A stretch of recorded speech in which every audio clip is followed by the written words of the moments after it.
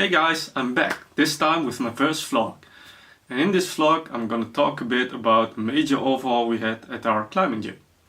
It was a major overhaul of our bouldering wall, and I'm gonna show you behind the scene footage of the entire process of how we did it all. And after I've shown you a bit of the process, I'm gonna show you the end result, and after the end result I'm gonna climb the problems. So without further ado, let's go! So this is where the process starts. We start with removing the holds from old problems. We discuss which bouldering problems we have to remove and which ones we want to keep. In the end you'll see that we pretty much remove every boulder there is. Anyway, we remove the old holds. We put them into crates, and the crates are later then brought into the cleaning room. All this footage is fast forwarded because, well, once you see it you'll get the general idea of what's happening.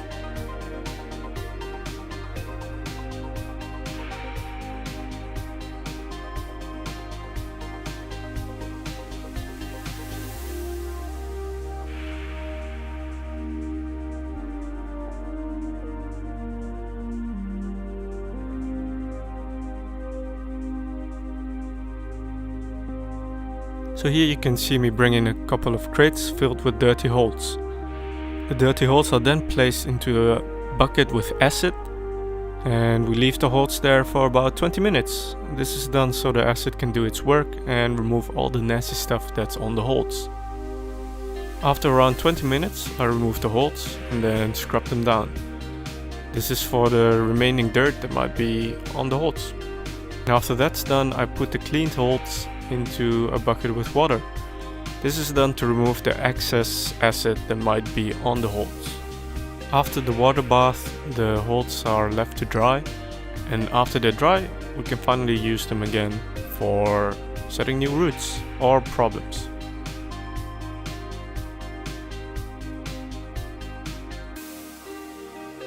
Alright, time to stop the fast forward. The next part is all kinds of amazing, at least for route setters. The wall is almost entirely empty, with the exception of a few boulders that we left in there. The boulder problems we had were very old, so we removed pretty much everything, as you can see here. And here are some overview shots. Nice, huh?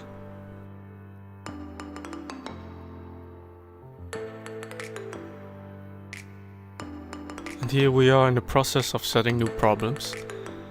I wanted to show you guys more footage of actual route setting, but the space we are working in is limited, so I didn't really have the opportunity to do so.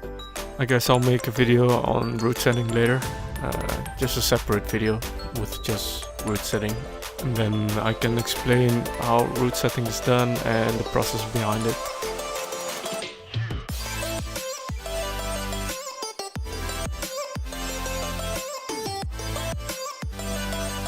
Anyway, this is how the wall looks like right now.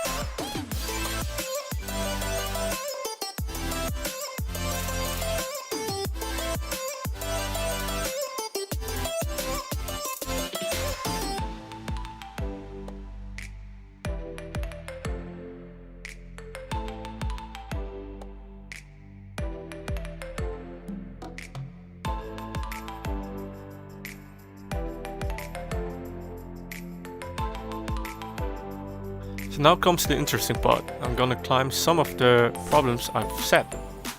Starting with this yellow card, a 4A, 4B, or a V0, depending on where you are.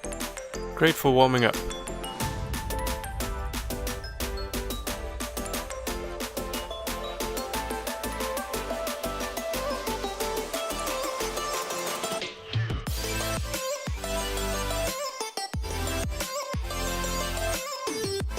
And here we have another yellow card. It has decent holds and a reachy move at the start.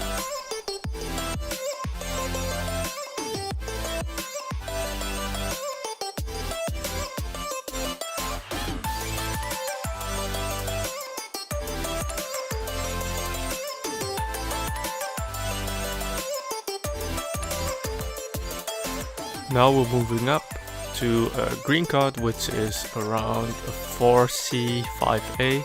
So that's between a V1 and a V2. You can see me almost messing up here, going with the right hand instead of the left hand, but I adjust it so I can climb with the intended beta.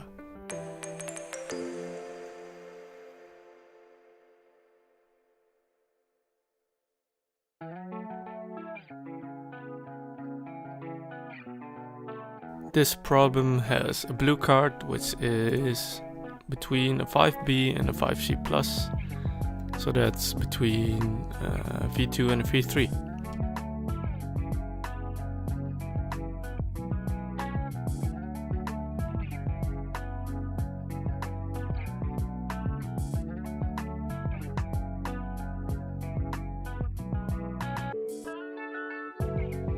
I was actually surprised that I made that jump. I guess setting the route and practicing that move for a while made it easy this time. I have to mention that this particular problem is probably easier if you're on the taller side. You won't have to jump as high, and the end move will be a lot easier as well.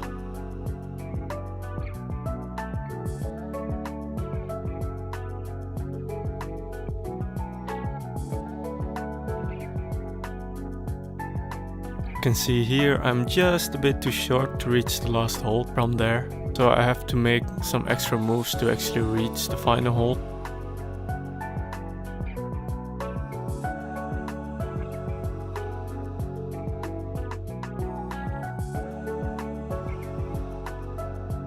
So this is where it gets really hard for me. This is around my max level. It's a red card. It's between a 6A and a 6B+. So a V3 or a V4. To reach the first hold after the starting position, you have to keep your core tight. After that you move towards the right, which is a pretty decent sloper, but you have to do it controlled and you have to press hard with your right shoulder. If you don't do it hard enough, you can't keep the compression between your left and your right arm, and then you swing out. For my second attempt, I actually do it correctly and I hold my swing and keep the compression move. After that I move towards a small sloper that I'm able to match with my hand on top of my other hand, and then I move to a really bad crimp, and finally towards a big sloper which is pretty decent, and then I go to the finish hold.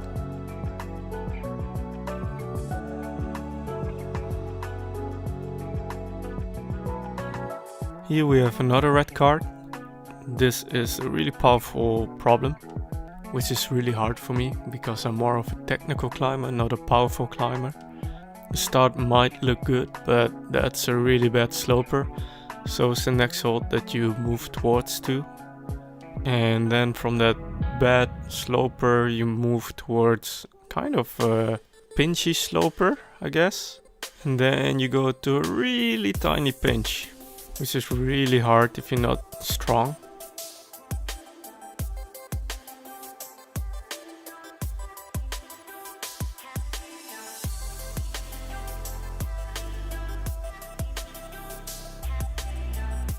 As you can see, I match that pinchy sloper with two hands and then pull myself up because I can't do one arm pull up or a lock off, so I have to do this way.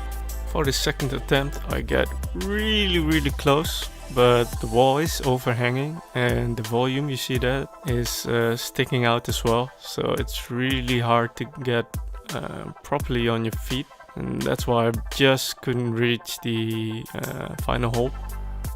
Time for try hard mode. Shirt off.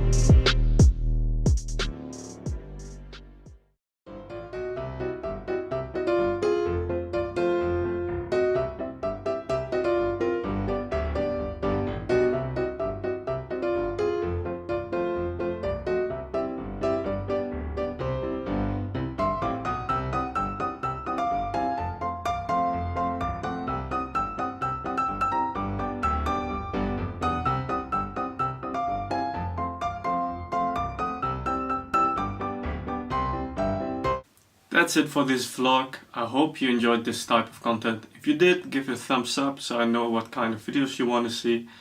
Yeah, if you liked it, subscribe as well and feel free to share the video. I'll see you guys next time. Later!